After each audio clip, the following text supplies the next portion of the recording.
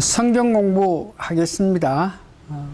오늘은 전번주에 종말론 설교의 중요성을 하고 난 연후에 오늘은 구체적으로 계시록을 종말론적으로 설교를 해야 된다. 이 문제에 대해서 말씀드립니다.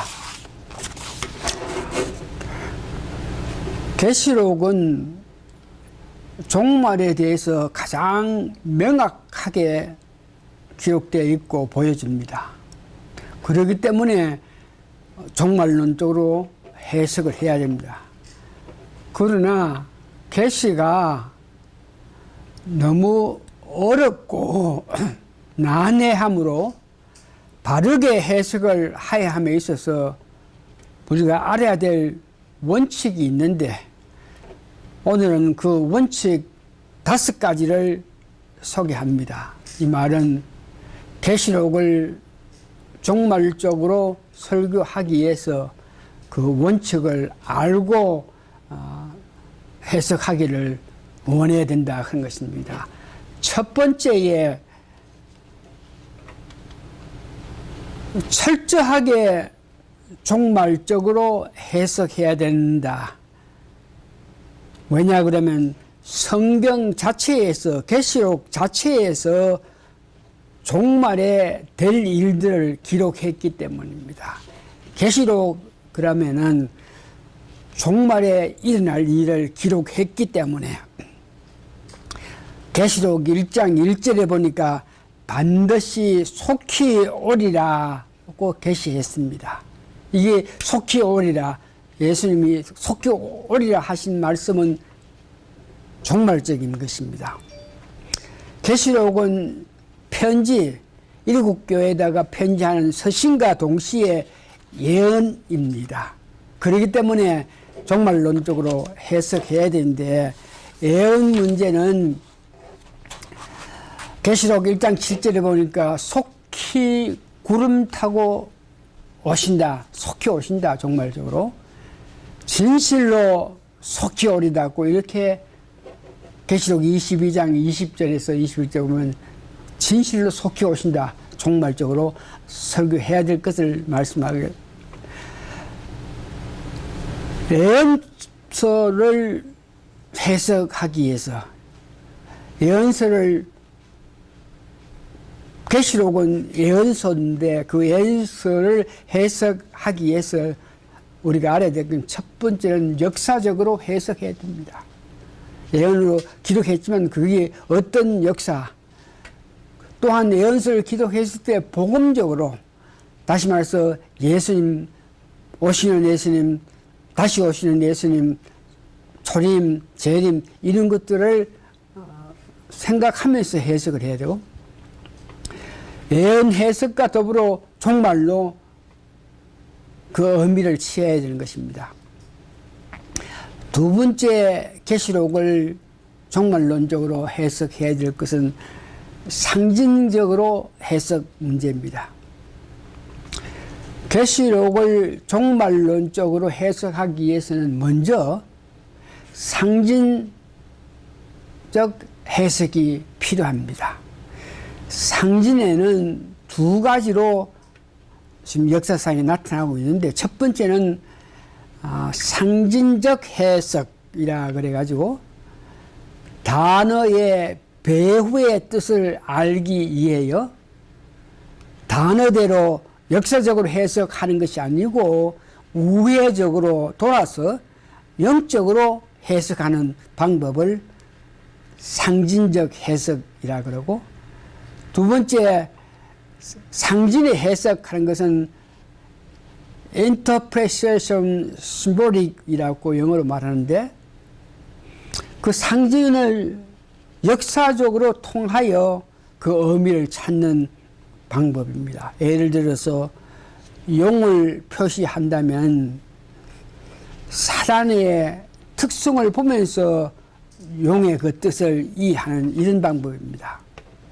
그래서 이제 쉽게 계시록 6장을 상징적으로 해석해 보면 계시록 6장에 흰말이 나오는데 상징적으로 해석하면 위장하고 강명의 천사같이 나타나는 것을 보고 흰말이라 그러죠.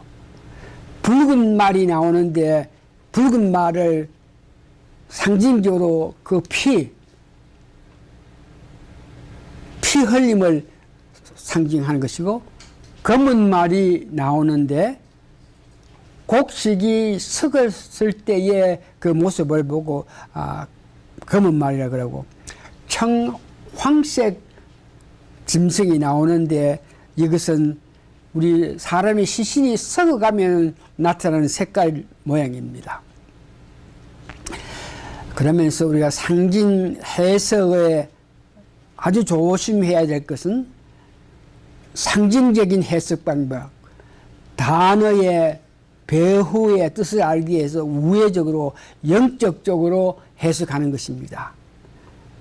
문자든지 역사 관계없이 자기 임의로 해석하는 이런 것들, 이걸 보고 오리건의 왜곡된 상징주의적인 이런 주의의 해석은 조심해야 된다. 세 번째, 계시록을 종말적으로 해석하기 위해서는 이 시대와 더불어서 해석을 해야 되면, 그러면 종교 다원주의와 연결해서 해석을 해야 됩니다. 계시록은 애언인데 이 시대에 이미 선취된 것들을 기록하고 있습니다.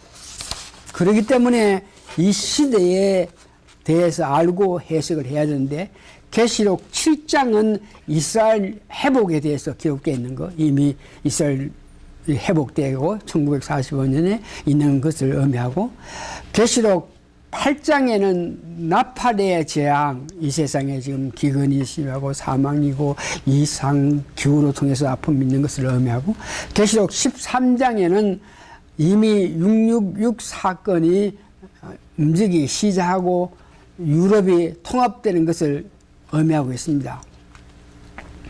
그래서 계시록 6장을 상징적으로 해석하려고 그러면 흰 말은 적 그리스도를 의미하고, 붉은 말은 앞으로 올 세계 대전을 의미하고, 지금 중동의 정치, 전국, 이스라엘과 PLO 이런 사건들로 인해서 일어난 것을 의미하고, 검은 말은 기근이라든지 식량난이 앞으로 올 것으로 해석을 해야 됩니다. 1980년들에 이 세상에 어떤 기근이 올 때에 그 얼음을 위해서 비축한 식량이 70일 동안 있었는데, 2000년에는 그 비축한 것이 45일분밖에 없다. 그러니까 지금 2018년이니까 지금 어떤 비축해놓은 것이 한 30일 정도밖에 먹을 것이 없다. 어떤 기근이 일어나고 식량난이 일어나면은 30일 동안은 어떤 비축한 것으로 우리가 먹고 생명을 유지할 수 있으면, 그 이상 지나면은 다 굶어 죽는 그런 상태를 말하고, 청황색 말, 각국의 질병으로 특별히 인도네시아의 쓰나미 사망자가 20만 명에 대한 이런 것들을 상징하는 것입니다. 그 다음에 계시록을 종교다원주의와 연결해서 해석해야 되는데, 계시록 18장이라든지 계시록 18장, 17장에 나오는 음료라든지 더러운 새, 이런 것들은 앞으로 종교다원주의의 심판을 의미하는 것입니다. 그래서 계시록을 해석할 때 종교다원주의에 적응해서 우리가 알아볼 필요가 있습니다. 그래서 음력하는 것은 종교다원주의를 말하고, 더러운 새 그러면 여러 가지 더러운 신앙을 갖고 있는 종교다원주의를 의미하는 것입니다. 이제 네 번째는 성경을 보면서, 계시록을 보면서 두 맥으로 해석해야 되고, 또 다른 성경과 조화를 보면서 해석해야 됩니다. 그래서 계시록 6장에 나오는 신발은 육적으로는 적그리스도고 영적으로는 종교다원주의로 해석해야 되고, 붉은 말에 대해서 해석할 때 육적으로는 실제 전쟁 일어나가 닥쳐오는 어려운 말이고 영적으로는 복음의 진리와 복음의 진리를 수호하기 위한 전쟁으로 봐야 되고 검은 말은 육적으로는 대기근을 봐야 되고 영적으로는 말씀의 기간을 봐야 됩니다. 청황색 말은 육적으로 수많은 사람의 죽음을 보고 영적으로는 영적으로 죽음, 거짓, 영의 통합 이렇게 보면서 해석을 해야 된다. 다른 성경과 조화를 해야 된다. 그래서 계시록 6장에 나오는 흰말, 붉은 말, 검은 말, 청한색 이런 것은 예수님께서 마태복음 24장에 들어서 똑같이 흰말은 적그리스도라 한 것을 나타냈고 붉은 말은 세계대전이 일어날 것을 의미했고 검은 말은 한란 시대의 후반기에 일어난 아픔을 말했고 청한색은 인류의 죽음 관계를 이야기했는 것을 봅니다. 그러면서 모든 성경에는 신약과 구약 이렇게 해석하기 위해서 짝이 있다 그럽니다. 그래서 전부 모든 것이라 그럴 때 거의 이런 말씀 보면은 예수님 초림 때 일어날 일과 예수님 재림 때 나타날 일들이 같이 짝을 이룰 수 있다. 이사야서 34장 16절에 말한 것입니까.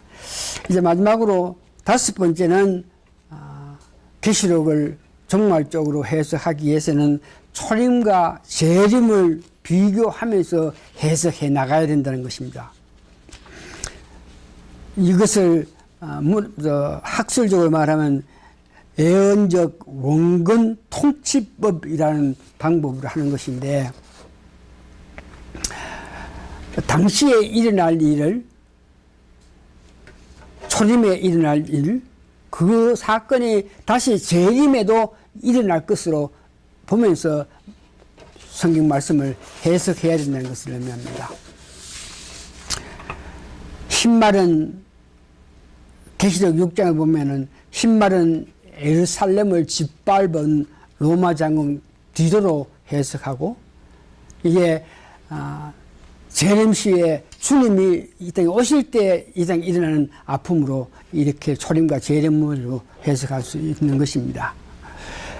붉은 말은 70년에 디도가 이스라엘 백성들을 완전히 점령한 것 같이 종말이 되면은 예수님이 오셔가지고 이 땅을 정지하는 것을 의미하고 검은 말은 그 당시에 기근이 얼마나 심해서 수만 명이 죽은 것을 의미하고 재림 때는 666 사건으로 통해서 경제적으로 궁핍함을 당할 것을 이야기하고 청한새는 디도로 통해서 그 당시 이스라엘 백성이 죽은 사람이 11만 명이나 된다 그럽니다. 이제 재림하신 예수님 오시면 이 시대에 예수님을 대항한 모든 세력이 죽게 되기 때문에 그 죽음은 수많은 죽음이 될 것입니다. 이제 말씀을 정리해 가지고 결론 내리면은 계시록을 종말적으로 해석하기 위해서 그 예를 들어서 계시록 6장이라든지 계시록 17장, 18장을 종말적으로 해석하기 위해서는 5가지 방법으로 적용하라 그랬지 않습니까? 모든 성경 말씀은 종말적으로 봐야 된다. 상징을 보면서 해석해야 된다. 이 시대에 비춰서 해석해야 된다. 계시록에는 육맥과 영육이 있다.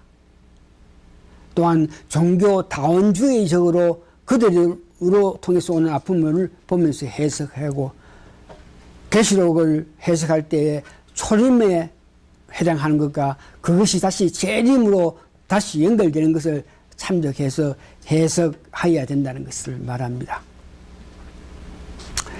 이와 같이 종말론적으로 계시록을 해석하는 것을 배웠으니까 우리가 앞으로 계시록을 해석할 때에 우리가 배운 것들을 5가지 배운 것을 참조해 가지고 그게 합당한 계시록을 종말적으로 해석하기를 바랍니다.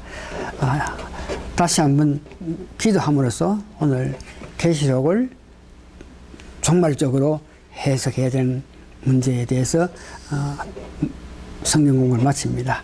고마우신 아버지 하나님, 우리가 알고 있는 계시록은 참으로 어렵고 힘들고 복잡한 것인데 이것을 바로 해석하기 위해서는 그 원칙이 있는데에 종말적으로 상징적으로 육맥과 영맥으로 종교 다원주의적으로 또한 초림과 재림으로 다양하게 참작하여서 해석해야 된다 하는 것을 알게 하심을 감사하고 감사합니다. 이제 우리가 계시록을 볼 때에 이와 같이 종말적으로 해석할 수 있는 우리가 지혜가 있게 도와주시옵기를 예수님 거룩한 이름 받들어 감사 기도합니다. 아멘.